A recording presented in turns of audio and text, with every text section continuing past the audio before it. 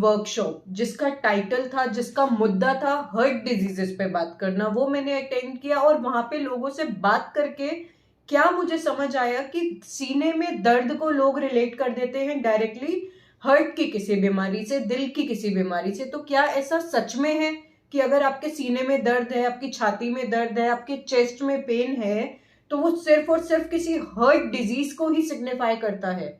ऐसा बिल्कुल नहीं है। और भी बहुत से कारण हो सकते हैं जिसकी वजह से आपको छाती में दर्द हो। अगर मैं बात कर लूं तो 50 से 80 या 90% हार्ट अटैक तो वो होते हैं जो साइलेंट होते हैं। मतलब on an average 65% heart attack ऐसे होते हैं जो पता ही नहीं लगते कि आए हैं। तो आप क्यों मान रहे हैं कि आपकी छाती में जो दर्द हो रहा है वो डायरेक्टली हार्ट की ही किसी बीमारी को संकेत दे रहा है? ऐसा बिल्कुल नहीं है। आज साथ में जुड़ेंगे और बात करेंगे ऐसे कौन कौन से कारण हो सकते हैं और क्यों हो सकते हैं जिसकी वजह से आपको छाती में दर्द हो रहा है। आइए साथ जुड़ते हैं और बात करते हैं। अगर मैं मानव शरीर के इतने हिस्से की बात कर लूं तो ऑलमोस्ट सारे वाइटल ऑर्गन्स यहीं पे हैं। आपका लंग्स यहीं पे है, आपके पैनक्रियाज यहीं है, आपका गॉल ब्लैडर यहीं पे है, आपका लिवर यहीं पे है, आपका स्टमक यहीं पे है। ऑलमोस्ट सारी चीजें यहीं पर है। तो हो सकता है ना कि इन ऑर्गन्स में कुछ दिक्कत हो रही हो। जो पेन हो सकता है कि आपको हार्ट की साइड पे रेडिएट कर रहा हो और आपको लग रहा हो कि आपके दिल में कुछ दिक्कत है। तो एक एक करके पकड़ते हैं और जानते हैं कि कौन से ऑर्गन में ऐसी क्या दिक्कत है जो थोड़ा बहुत दर्द आपको आपके चेस्ट रीजन में दे देती है और आपको घबराहट हो जाती है कि मेरे तो दिल में कुछ दिक्कत हो गई है। शुरुआत करते हैं एक छोटे से एग्जाम्पल से जिसका नाम है GERD, gastro oesophageal reflux disease. आपकी भाषा में बात कर लूं तो गैस, एसिडिटी, एसिड रिफ्लक्स। तो क्या काम होता है दोस्तों? मानो ये आपका फूड पाइप है, मतलब खाने की नली है, और ये आपका पेट है, ठीक है।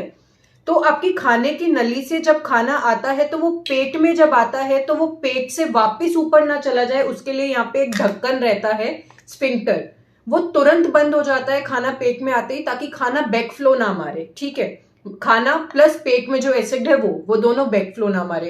किसी भी कारणवश आपका ये ढक्कन, आपका ये स्फिंक्टर बंद नहीं हुआ तो आपके पेट में जो खाना है वो ऊपर जा सकता है, मतलब आपकी श्वास आपकी खाने की नली में वापस जा सकता है। तो अगर ये खाना प्लस एसिड अगर आपकी खाने की नली में वापस चला गया तो क्या होगा? आपको जलन होगी। अब खाने की नली के आगे एक हड्डी रहती है दोस्तों जिसका नाम है स्टर्नम।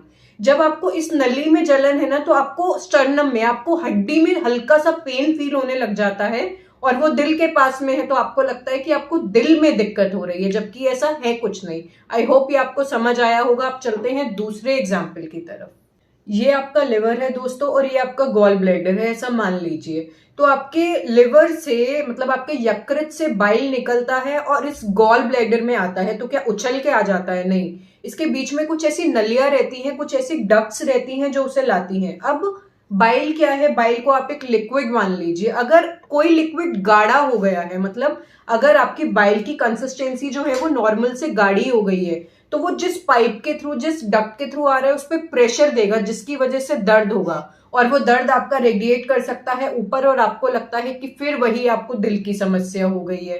तो ये पॉइंट भी क्लियर हो गया। अब तीसरे कारण पे चलते हैं कि और क्या हो सकता है। अगर आपके लंग्स में, आपके फेफड़ों में कुछ समस्या है तो भी दिक्कत हो सकती है। अगर आपको वहां पे अस्थमा है, निमोनिया है, या फिर बात कर लीजिए कई बार लंग्स में एक क्लोट बन जाता है जिसे पल्मोनरी एम्बोलिज्म बोलते हैं, उस सब की वजह से भी आपको लंग्स में हेवीनेस रहने लगती है, शॉर्टनेस ऑफ ब्रेथ, मतलब कि बहुत तेजी से सांस आने लगता है और हर सांस में दर्द होना, दर्द की वजह से पसीना आना।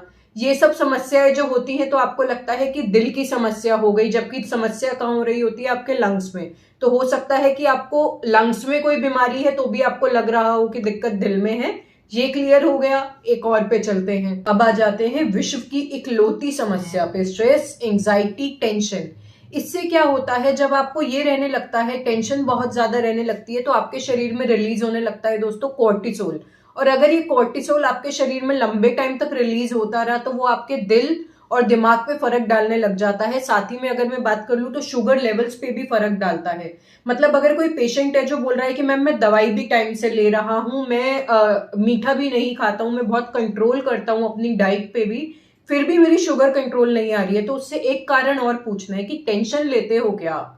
हो सकता है कि टेंशन की वजह से कोर्टिसोल रिलीज हो रहा हो, वो इफेक्ट डाल रहा हो उसके शुगर लेवल्स पे। कई बार आपका पेन मस्कुलोस्केलेटल सिस्टम से भी रिलेट कर सकता है। वो कैसे, मानो मैं कोई काम कर रही हूँ और मेरे को एकदम से खिंचाव आ गया, मुझे उस वक्त हल्का सा दर्द हुआ, फिर शांत हो गया, कुछ टाइम बाद वो दर्द उठा और वो पूरे हाथ में जाने लगा।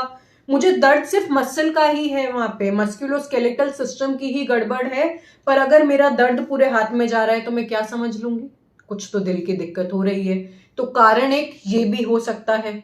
और क्या हो सकता है दोस्तों, जिनको सर्वाइकल पेन रहता है, सर्वाइकल रीजन में जिनको कुछ दिक्कत है, उनको सर्वाइकल रेडिकुलोपैथी की वजह से भी कई बार आगे पेन आ सकता है, वो बिल्कुल नॉर्मल है। एक और कारण जो हो सकता है वो क्या है कि आपके हार्ट की बाहर वाली लेयर जो रहती है पेरिकार्डियम, उसमें अगर किसी भी तरीके का इन्फ्लामेशन या सूजन हो गई तो भी आपको ये पेन फील हो सकता है। उसको बोलते हैं पेरिकार्डाइटिस। तो वो कोई बहुत बड़ी समस्या है क्या, दिल में खून के दौरे में कुछ दिक्कत है क्या? ऐसा बिल्कुल नहीं है, वो आपकी आउटर लेयरिंग की एक स्वेलिंग है। तो कारण ना पकड़ पाना और बहुत जल्दी घबरा जाना ही अपने आप में एक बहुत बड़ी बीमारी है। एक एग्जाम्पल मैं देती हूँ, इसी वर्कशॉप में हुआ था। एक पेशेंट मेरे पास आता है और बोलता है कि मैम मेरे बैक में बहुत ज्यादा दर्द है, मैंने डॉक्टर को दिखाया, उन्होंने मुझे एक ट्यूब दे दी लगाने को, लेकिन मैं वो ट्यूब लगाता हूँ तो और ज्यादा जलन होने लग जाती है। मैंने कहा ऐसा कौन सा दर्द है बैक में, तो दिखाओ एक बार, ट्यूब दिखाओ। उसने ट्यूब दिखाई, नॉर्मल अपना डाइक्लोफेनेक जेल, मतलब वोलिनी टाइप ही था, जो कि आपके दर्द को शांत करता है। ठीक है, उसका काम तो अच्छा है कि वो दर्द को शांत कर रहा है। मैंने कहा अपनी कमर दिखाओ कहाँ पे दर्द है। उसकी भी वही आदत कि उसने ऐसे हाथ लगा के, मैम इधर इधर दर्द होता है। मैंने कहा कि ठीक है, एक बार अपनी टी शर्ट ऊपर करो। टी शर्ट ऊपर करी, वहां पे उसको पूरे दाने हो रखे हैं, इन्फेक्शन हो रखा है, और उस पे वो डाइक्लोफेनेक लगा रहा है, तो जलन बढ़ेगी ना। तो जरूरी है कि जो दिक्कत है एक बार उसे ऊपर करके ढंग से देख लो, फिर कोई दवाई पे जाओ, तभी आपको रिजल्ट मिलेगा। ऐसे हवा में चीजें करोगे कि यहां दर्द है तो दिल का ही है, ऐसा बिल्कुल नहीं है। हर एक चीज के कारण बहुत से होते हैं, और भी बहुत से कारण हो सकते हैं जिसकी वजह से आपको ऐसा दिल के एरिया में दर्द हो और आपको लगे कि हार्ट रिलेटेड कोई समस्या है। जैसे बोलते हुए एक और ध्यान आ गया, एक शिंगल्स रहता है वायरल इन्फेक्शन, जिसकी वजह से भी आपको ऐसा होता है कि आपको जहां जहां पे वो फैला हुआ है वहां पे दर्द होता है, तो फिर वही आपको खतरा लगने लग जाता है। तो ऐसे बहुत से कारण हैं। अब फिर स्टार्टिंग हमने की थी कि सिर्फ दिल के डॉक्टर के पास नहीं जाना है, और भी कारण हो सकते हैं। तो बहुत से लोग तो सोच रहे होंगे मैडम आपने तो खर्चा बढ़ा दिया, और डॉक्टरों के पास भी जाना पड़ेगा क्या? मतलब मुझे ये भी सोचना है कि ये समस्या तो नहीं है, ये समस्या तो नहीं है। ऐसा बिल्कुल नहीं है। कोई भी एक अच्छा डॉक्टर पकड़ो, वो खुद ही आपके कारण पे जाता जाएगा अगर आपको रिपीटेडली दर्द हो रहा है तो। आज के विषय को यही रोकते हैं, फिर दोबारा से मिलते हैं एक नई और अच्छी अवेयरनेस वीडियो के साथ। धन्यवाद।